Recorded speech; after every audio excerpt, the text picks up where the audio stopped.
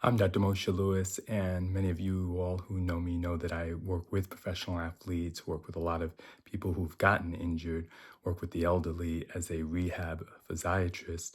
Physical medicine and rehabilitation is my field, and I've also interviewed and been very close with a lot of professional athletes, including boxers. And even Mike Tyson's name has come up as boxing. So the question is, why do we all know that Mike Tyson would lose beyond the obvious factors of the fact that he was much, much older than Jake Paul? Even as he was being announced and his accolades were being given, you could see from a doctor's perspective that this was a person who was much slower and, yes, surprisingly weaker than the Iron Mike Tyson that we knew of yesteryear.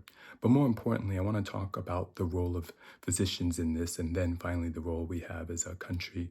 Physicians now often, in many types of jobs they have, and yes, it's even happened to me, are often asked to clear a person. And by that, we often are just asked to state that medically there's no significant factor that would limit them being able to participate. To me, that significant factor should be risk. But in reality, they look at the patient's heart and they look at their blood pressure, and we check basic physiological things like can they see and can they hear and can they move and can they walk and can they talk, or do they have some other major medical condition that would limit them. Their asthma is not controlled, they have had a stroke recently, things of that nature. So that's how someone like Mike Tyson, despite the obvious age gap, could be cleared in a state, in this case Texas, where the requirements are a little more lax than they may be in other locations. But I think as a medical professional, we have that obligation to realize that we just simply can't participate in allowing a process like this to occur. We already know the risks are great, and if and when something serious happens, all of us may be looking back saying, oh, I knew, I should have said something, I shouldn't have participated, I shouldn't have watched.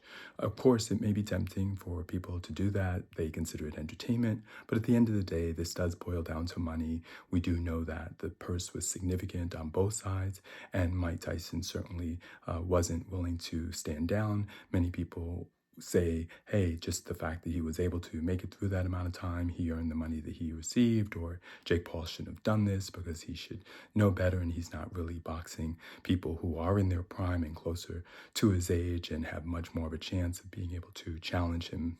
So again, I think as a society, we really have to look inward and state that this probably isn't really the way we should go, because we know, and interesting that the movie Gladiator should be out now as well with a much older actor, that this is very dangerous and that he could have gotten hurt significantly. And then many of us would feel bad that we partake in the event and sort of really were watching with horror as something horrific unfolded. Luckily, that doesn't appear to be the case, but certainly he is not the Iron Mike that he was. He continues to be a legend, and as legendary status, he should stay out of the ring, and we have to sometimes protect athletes from themselves. Thanks.